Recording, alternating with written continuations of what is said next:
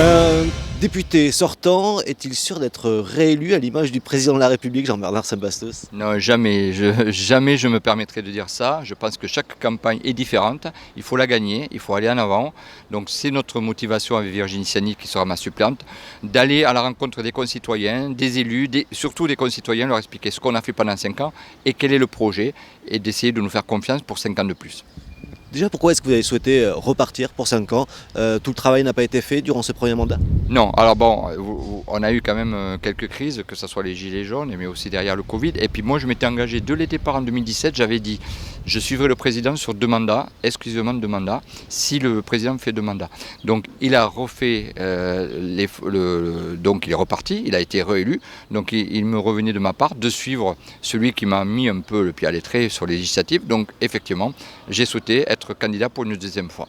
Avec une venue symbolique, alors familiale pour Emmanuel Macron et symbolique aussi avec le président réélu. C'est aussi le départ de votre campagne. Si vous deviez, puisque vous parlez de bilan, retenir 2 points qu'on a peu évoqués mais qui sont importants pour vous. Ben moi, je pense que ce qui est important, c'est l'apprentissage pour les jeunes. Parce que bon, j'étais enseignant dans le lycée technique, lycée professionnel. J'adore ce métier d'enseignant, j'adore les jeunes, ce contact. Et je vois les difficultés qu'ont ces jeunes de formation, de rebondir, de trouver des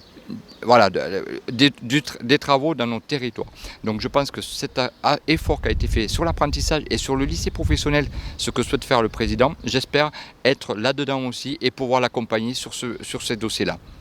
Le pouvoir d'achat aussi, vous n'y manquerez pas. Notre territoire des Hautes-Pyrénées n'est pas exempt de problèmes, de cette problématique pour les habitants. Comment un second mandat peut aider les Français, les Bigourdans, à avoir des fins de mois un peu moins difficiles? Eh bien, on va essayer de continuer ce qui a été fait.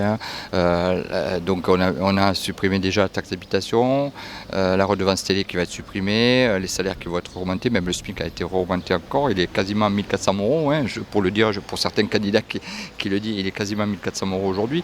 Il faut accompagner les jeunes, accompagner les retraites aussi. Projet de rénovation, de travail sur la retraite aussi est important. Donc tous ces sujets-là, on va continuer le travail et il reste beaucoup de choses à faire.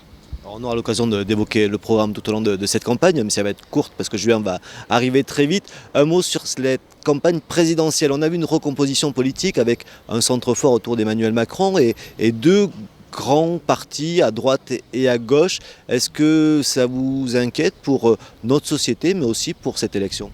Ce qui m'inquiète effectivement, c'est que la gauche traditionnelle que je connaissais et la droite traditionnelle n'existent quasiment plus. Et surtout, ceux qui la défendent aujourd'hui sont prêts à vendre leur âme. Que ce soit les LR, aujourd'hui on l'a bien vu, quand je vois que le président LR du département n'a pas été capable le soir du premier tour des présidentielles de dire on vote Emmanuel Macron, ça m'interroge. Moi qui ai connu jadis les RPR et ces gens de droite, il n'aurait eu aucune hésitation. Quant à la gauche socialiste qui est en train de s'associer avec les Insoumis, avec Jean-Luc Mélenchon en particulier, je suis très interrogatif sur l'Europe, sur plein de valeurs qui les ont animées pendant des années, qui ont animé François Mitterrand et Rocard, etc. Donc je me dis, effectivement, il y a un sujet. Alors on verra s'il y a du changement chez vos adversaires, mais est-ce qu'il va y avoir un associé, un candidat en marche sur la 2e circonscription? Bien sûr, il y aura un candidat ou une candidate pour la République en marche, pour la majorité présidentielle, puisque la majorité présidentielle est très large. Donc il y a plusieurs candidats. Le fonctionnement qui a été fait par la majorité, c'est que les gens ont envoyé, on va dire, leur CV, leur date de motivation à la commission d'investiture. Je sais qu'ils sont à peu près 7, 8 à avoir fait cette demande-là. Elle a été regardée par la commission d'investiture, par Richard Ferrand, puisqu'il avait en charge de faire le réceptable, et le président de la République donc devrait normalement valider cela assez rapidement. Voilà. La 2e circonscription est très convoitée parce que Jeanine Dubié ne se représentant pas, elle semble plus facile que la première où il y a un député sortant, ce qui est peut-être pas sûr.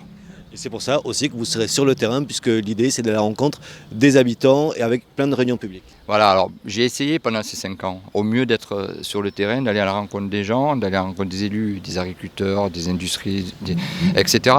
Bon, et c'est vrai que pendant le Covid, on n'a pas trop été aidé et ça m'a manqué de se retrouver enfermé dans sa permanence ou dans sa maison à faire des visios, c'est pas mon truc.